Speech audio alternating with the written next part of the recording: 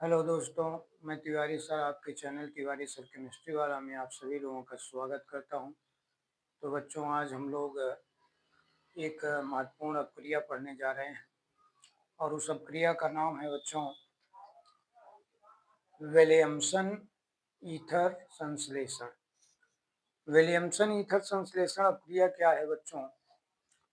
यह एक ऐसी अपक्रिया है जो कि जिसके माध्यम से हम लोग ईथर का निर्माण करते हैं बच्चों। अब मन में एक प्रश्न आता है कि ईथर क्या है? तो बच्चों, ईथर ROR को कहते हैं। ROR को ईथर कहते हैं बच्चों। अर्थात जिसमें क्रियात्मक समूह के रूप में ऑक्सीजन रहता है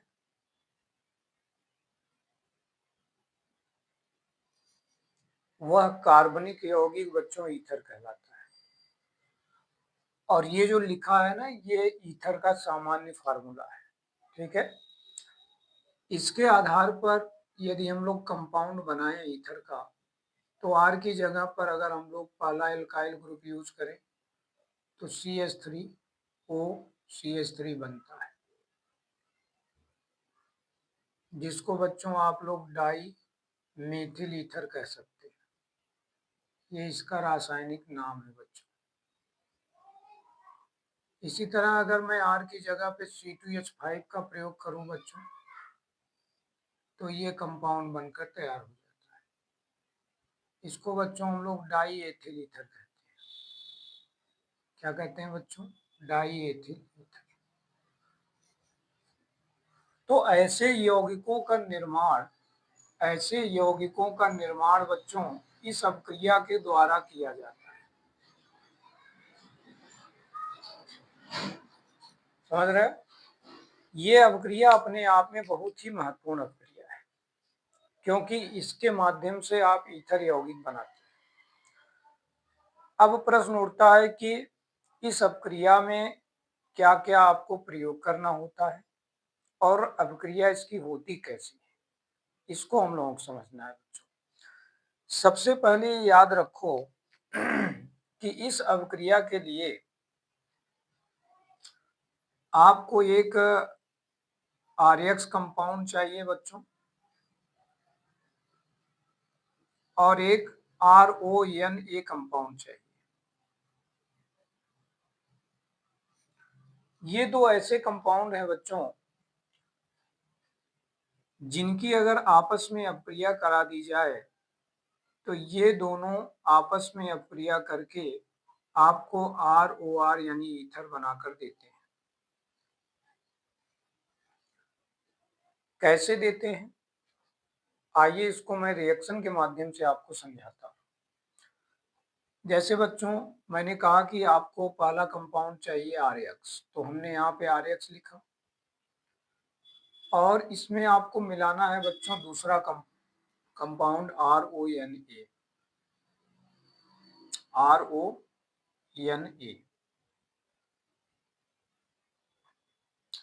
सबसे पहले आप लोग ये जानो कि RX को क्या कहते हैं। RX को बच्चों कहते हैं हेलो एल्केन। क्या कहते हैं? Halo alkane. जबकि इसको पढ़ते हैं बच्चों सोडियम अल्क ऑक्साइड। ये इसका रासायनिक नाम है बच्चों। तो होता क्या है कि जब ये दोनों एक दूसरे में मिलाए जाते हैं बच्चों, तो ये जो हैलाइड है ना, ये इनके पास चला जाता है और बना लेता है सोडियम हैलाइड। इसके बाद बच्चों जो बचता है, ये बचा हुआ जो भाग है ROR, ये बचा हुआ भाग आपस में बच्चों जुड़ जाता है। तो पहले आपको ये वाला भाग लिखना है RO और उसके बाद ये वाला लिखना है। इस तरह से आप देख रहे हैं ईथर नामक कंपाउंड का निर्माण हो गया।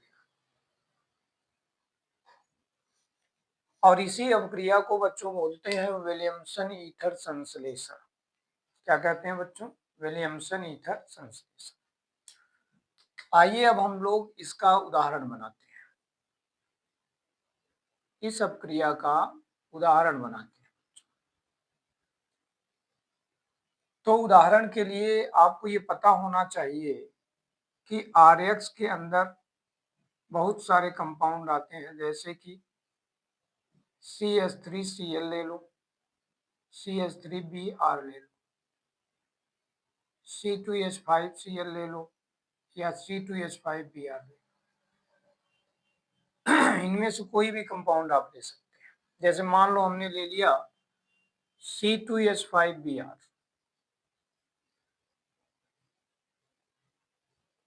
अब इसकी अपक्रिया हमको इनके अंदर आने वाले यौगिक के साथ करानी है। तो RONA में कौन सा यौगिक आएगा बच्चों? इसके अंदर आएगा जैसे कि CH3ONA आएगा, C2H5ONA आएगा, ये सब यौगिक इसके अंदर आते हैं। तो मान लीजिए हमने ये कंपाउंड ले लिया, तो इसको हम लोग थोड़ा सा सीधा करके लिखें NaOC2H5।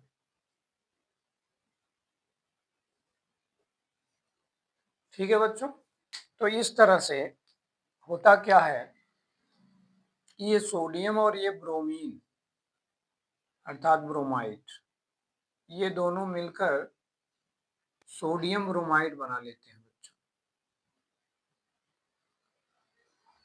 उसके बाद ये बचा हुआ भाग आपस में जुड़ जाता है,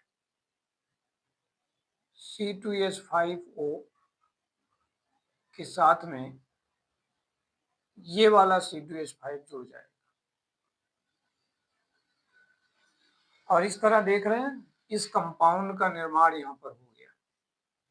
इसको बोलते हैं बच्चों डाई एथिल ईथर। तो डाई एथिल ईथर का निर्माण आपने यहाँ पर कर लिया। जबकि ये जो कंपाउंड आपने यूज किया इसका नाम है सोडियम एथॉक्साइड।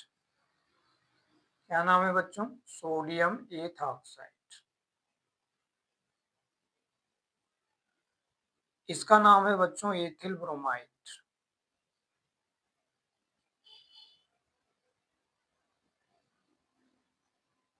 तो इस प्रकार से हम लोग इनमें से कोई भी कंपाउंड लेकर विलियमसन ईथर संश्लेषण अपक्रिया का उदाहरण बना सकते हैं। अब बात आती है बच्चों परिभाषा लिखने की। तो परिभाषा आप कुछ इस तरह लिखिए, वह कार्बनिक अपक्रिया जिसमें आर्यक्स यौगिक की क्रिया RONA यौगिक के साथ कराने पर मुख्य यौगिक के रूप में ईथर प्राप्त होता है, उसे विलियमसन ईथर संश्लेषण अपक्रिया कहते हैं। कुछ इस तरह से आप परिभाषा इनका बच्चों लिख सकते हैं। यदि आप सभी लोगों को आज का ये वीडियो पसंद आया हो तो आप सभी लोग वीडियो को लाइक कीजिए, अपने मित्रों को शेयर करिए और इसी प्रकार से अपने चैनल के साथ जुड़े रहिए। धन्यवाद।